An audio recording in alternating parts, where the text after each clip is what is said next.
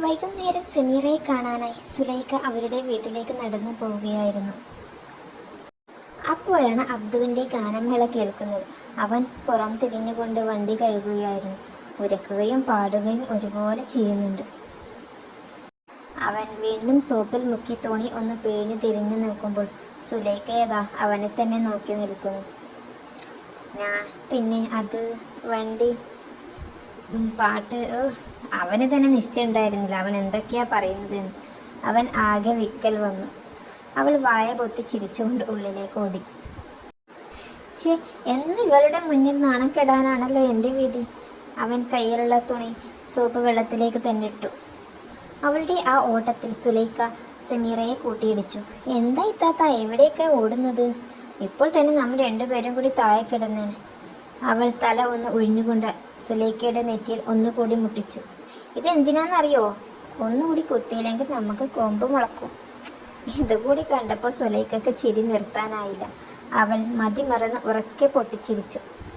അവളുടെ ചിരി കേട്ട് റൂമിൽ ഇരുന്ന കൃഷ്ണേട്ടനും രാധാമയും സുലൈഖയുടെ പിന്നാലെ വന്ന അഹമ്മദക്കയും നബീസുമ്മയും സോപ്പ് തുണി കയ്യിൽ പിടിച്ച് ചിന്തിച്ച് നിൽക്കുന്ന അബ്ദുവും എല്ലാവരും ഉള്ളിലേക്ക് വന്നു.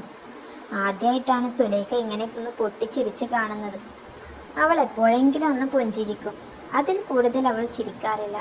അവളുടെ ചിരി അവരുടെ മുഖത്തേക്കും പരന്നു. അവൾക്ക് തന്നെ കണ്ട് പാട്ട് നിർത്തി അന്തം വിട്ട് വിക്കി പറഞ്ഞു നിൽക്കുന്ന അബ്ദുവിനെയും കൊമ്പ് മുളക്കുമെന്ന് പറഞ്ഞു നെറ്റിയിൽ വീണ്ടും കുത്തിയ സമീറയും ഓർത്ത് വീണ്ടും ചിരി പൊട്ടി. എൻ്റെ ഉമ്മ, എൻ്റെ വയറ് കടയുന്നു. അവൾ ചിരിച്ചുകൊണ്ട് സമീറയുടെ മേലിലേക്ക് ചാഞ്ഞു. എന്നിട്ട് അവൾ നാലുപാടും ഒന്ന് നോക്കി. അപ്പോഴാണ് തന്നെ കണ്ട് അമ്പരന്ന് നിൽക്കുന്ന എല്ലാവരെയും കണ്ടത്. അവൾക്ക് ചമ്മൽ തോന്നി. അവൾ സമീറയെ വിളിച്ച് റൂമിലേക്ക് ഓടി. എന്താ ഇപ്പം ഇവിടെ ഉണ്ടായത്? കൃഷ്ണേട്ടൻ ചിരിച്ചുകൊണ്ട് എല്ലാവരോടും ചോദിച്ചു. അറിയില്ല കൃഷ്ണേട്ട, ആ കുട്ടിയെ ആദ്യമായിട്ട് എങ്ങനെ സന്തോഷിച്ച് കാണുന്നത്. എന്തായാലും വേണ്ടില്ല, പാവം മോള്. അവൾ വന്ന പിന്നല്ലേ നമ്മളൊക്കെ ഒന്ന് രക്ഷപ്പെട്ടെ. നമുക്ക് സ്വപ്നം കാണാൻ കഴിയാത്തതല്ല ആ കുട്ടി നമുക്ക് നേടിത്തന്നേ. രാധാമ ഒന്ന് നെടുവീർപ്പിട്ടുകൊണ്ട് പറഞ്ഞു. ഞാൻ അവളോട് ഇങ്ങോട്ട് വരാൻ പറഞ്ഞാ. നമുക്കെല്ലാവർക്കും ഒരു കാര്യം ചർച്ച ചെയ്യാനുണ്ട്. അബ്ദു, നീ വേഗം മേൽ കഴുകി ഇങ്ങോട്ട് വാ, അഹമ്മദൊക്കെ ഒന്ന് ഗൗരവത്തിൽ പറഞ്ഞു. അവരെല്ലാവരും മേശയുടെ ചുറ്റും കൂടിയിരുന്നു. സമീറയും സുലൈഖയും അബ്ദുവും കൃഷ്ണേട്ടനും രാധാമയും അഹമ്മദക്കയും നബീസുമയും. പിന്നെ എനിക്ക് നിങ്ങളോട് എല്ലാവരോടും ഒരു കാര്യം പറയാനുണ്ട്. നമുക്ക് സമീറ മോളുടെ കാര്യം ഇനി വെച്ച് താമസിപ്പിക്കേണ്ട. ഞാൻ നല്ലൊരു ബന്ധം കൊണ്ടുവരാൻ ബ്രോക്കറോട് പറഞ്ഞിട്ടുണ്ടായിരുന്നു. അക്കരയിൽ നിന്ന് നല്ലൊരു ആലോചന വന്നിട്ടുണ്ടെന്ന് അവൻ എന്നോട് വിളിച്ചു പറഞ്ഞത്. ഇനി അവർ എത്ര സ്ത്രീധനം ചോദിക്കുകയാണെങ്കിൽ നമുക്ക് കൊടുക്കാം. എന്താ നിങ്ങളുടെ എല്ലാവരുടെ അഭിപ്രായം? മോളെ സുലൈഖ, നിന്റെ അഭിപ്രായം എന്താ? ഞാൻ എന്താ പറയാ, ഞാൻ പറയുന്നത് കൊണ്ട് നിങ്ങൾക്കൊന്നും തോന്നരുത്. സമീറ നന്നായി പഠിച്ചിരുന്ന കുട്ടിയല്ലേ, അവൾ തുടർന്ന് പഠിക്കട്ടെ എന്നാ എൻ്റെ ആഗ്രഹം. അതൊന്നും ഇനി ശരിയാവില്ല താത്ത. ഇനി അതൊന്നും എൻ്റെ മണ്ടയിൽ കയറി വരില്ല. എൻ്റെ മോളെ, എൻ്റെ അനുഭവത്തിൽ ഞാൻ പഠിച്ചതാ.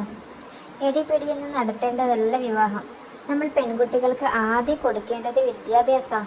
അല്ലാതെ അവൾ ഒരു കച്ചവട ചരക്കായി കാണരുത്. അവൾ സ്വന്തം കാലിൽ നിൽക്കാൻ പഠിക്കട്ടെ. നമ്മൾ എന്തിനാ ഒരു പൊന്നു പോലെ ഒരു മകളെ വളർത്തിയിട്ട് കുറേ സ്വർണവും പണവും കൊടുത്ത് അവളെ കല്യാണം കഴിച്ചു വിടുന്നേ? അവളെ വിൽക്കുന്നത് പോലെയല്ലേ നമ്മൾ ചെയ്യുന്നത്? അവൾക്കില്ലേ ഈ ലോകത്ത് ജീവിക്കാൻ അവകാശം? ഒരു പെൺകുട്ടി ജനിച്ചാൽ അവൾക്ക് വിവാഹം കഴിക്കലല്ല അവളുടെ ജീവിതത്തിലെ പ്രധാന കാര്യം. അതൊക്കെ ജീവിതത്തിലെ ഓരോ ഭാഗങ്ങൾ മാത്രമാണ്. അവർക്ക് പക്വതയും വിവരവും വിദ്യാഭ്യാസവും വന്നിട്ട് ആ വിവാഹത്തിലേക്കല്ല പ്രവേശിക്കേണ്ടത്. എന്നെ തന്നെ എത്ര പേർ കുത്തുവാക്കുകൾ കൊണ്ട് കുറ്റപ്പെടുത്തിയിട്ടുണ്ടെന്നറിയോ? വിവരവും വിദ്യാഭ്യാസവും ഇല്ലാത്തവളല്ലേ, അവൾക്ക് ഒന്നും അറിയില്ല, അവളെ ഒന്നും കാണിക്കണ്ട. എനിക്ക് അത്രയ്ക്ക് ആഗ്രഹമുണ്ട് ഇവളെ പഠിപ്പിക്കാൻ. എനിക്ക് നടക്കാതെ പോയത് ഇവളിലൂടെ ഒന്ന് നേടിയെടുക്കാൻ. അവൾക്ക് കൊടുക്കാൻ ഉപയോഗിക്കുന്ന സ്വർണവും പണവും എല്ലാം അവളുടെ വിദ്യാഭ്യാസത്തിന് ഉപയോഗിച്ചിട്ടുണ്ടെങ്കിലോ അവൾക്ക് എന്നുള്ള ഒരു കൈത്തൊഴിലായത്. അവളുടെ ആവശ്യത്തിന് മറ്റൊരാളുടെ മുന്നിൽ കൈനീട്ടുണ്ടല്ലോ. എന്തിനേറെ പറയുന്നു, എൻ്റെ ജീവിതം തന്നെ നിങ്ങൾക്ക് മുന്നിൽ കാണാനില്ലേ? എൻ്റെ ഗതി ആർക്കുണ്ടാവാതിരിക്കട്ടെ. അവൾ ഒന്ന് തേങ്ങി. എന്നിട്ട് ശ്വാസം ഒന്ന് നീട്ടി വലിച്ചുകൊണ്ട് അവരോട് പറഞ്ഞു. പണ്ടൊക്കെ ആയിരുന്നു കുട്ടിക്ക് 17 കഴിഞ്ഞാൽ കല്യാണം ഒന്നും വരില്ല എന്ന് വിചാരിച്ച് ചെറുപ്രായത്തിൽ തന്നെ ഉള്ള മുതലും വിറ്റ് പെറുക്കി സ്വർണം സ്ത്രീധനം കൊടുത്ത് മക്കളെ കല്യാണം കഴിച്ചു വിടുന്ന മാതാപിതാക്കൾ. ആ പെൺകുട്ടിക്ക് നിഷേധിക്കുന്നത് അവളുടെ ജീവിതാ. പഠിച്ചു നടക്കേണ്ട കുഞ്ഞു പ്രായത്തിൽ തന്നെ ഒരുപാട് വീട്ടുജോലികളിൽ പ്രാരാബ്ദങ്ങൾക്കിടയിലും അവർ പെട്ടുപോകുന്നു. അതിനിടയിൽ കുട്ടികളായി, മക്കളായി, പിന്നെ അവരുടെ കാര്യങ്ങളായി, ഭർത്താവിൻ്റെ കാര്യങ്ങൾ നോക്കലായി, അവരുടെ ഉമ്മമാരെ നോക്കലായി, അവൾ അവരുടെ വീട്ടിൽ ശമ്പളം വാങ്ങാത്ത ജോലിക്കാരിയായി കൂടി അവൾ മാറുന്നു. അവൾക്ക് വേണ്ടി ജീവിക്കാൻ മറന്നു. ഒരു മെഴുകുതിരി പോലെ അവളുടെ ജീവിതം എരിഞ്ഞു തീരുന്നു.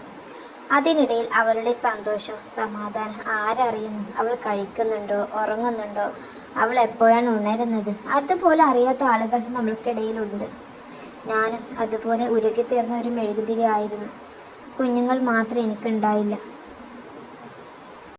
നിങ്ങളെല്ലാവരും കൂടിയാ ആ അണയാൻ പോകുന്ന മെഴുകുതിരിക്ക് ഒരു ജീവൻ നൽകിയത്, അവളെ ഉയർത്തി എണീപ്പിച്ചത്. നിങ്ങൾ ഇല്ലായിരുന്നെങ്കിൽ ഞാൻ ഈ ലോകത്ത് തന്നെ ഉണ്ടാവുമായിരുന്നോ?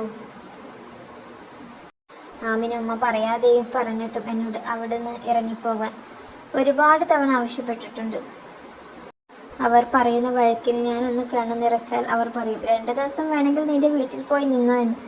അതിന് നിനക്ക് സ്വന്തമായിട്ട് വീടും വീട്ടുകാരൊന്നും ഇല്ലല്ലോ എന്നുള്ളൊരു പരിഹാസവും. അവർക്കറിയാം എനിക്ക് പോകാൻ ഒരിടമില്ലല്ലോ എന്ന്. അവർക്കതൊരു തമാശയായിരുന്നു. അവിടെ എനിക്ക് വേണ്ടി എന്നെ സഹായിക്കാൻ ആ വീട്ടിൽ ഉപ്പ കൂടെ ഇല്ലായിരുന്നെങ്കിൽ, ഏതെങ്കിലും ഒരു നിമിഷത്തിൽ അവർ എന്നെ ഇറക്കി വിട്ടിരുന്നെങ്കിൽ ഞാൻ എവിടേക്ക് പോകുമായിരുന്നു?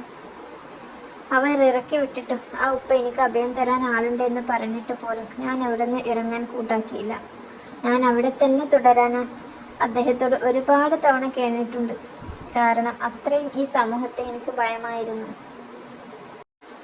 നമ്മുടെ ഈ ലോകത്തിൻ്റെ ഇപ്പോഴത്തെ അവസ്ഥ പിഞ്ചു കുഞ്ഞുങ്ങളെപ്പോലും വെറുതെ വിടാത്ത നാടാ. അത്രയും മാംസക്കൊതിയന്മാരുടെ, കാമഭ്രാന്തന്മാരുടെ. നിങ്ങളുടെ അടുത്ത് ഞാൻ എത്തിയില്ലെങ്കിൽ എന്നെ അവർ പറ്റിച്ച് ചീന്തി ഏതെങ്കിലും റെയിൽവേ ട്രാക്കിലോ റോഡ് സൈഡിലോ ഉപേക്ഷിച്ചു പോകുമായിരുന്നു. അന്വേഷിക്കാനും പറയാനും ആരുമില്ലാത്തവളല്ലേ. ആരെന്നെ തിരിഞ്ഞു വരുന്നു?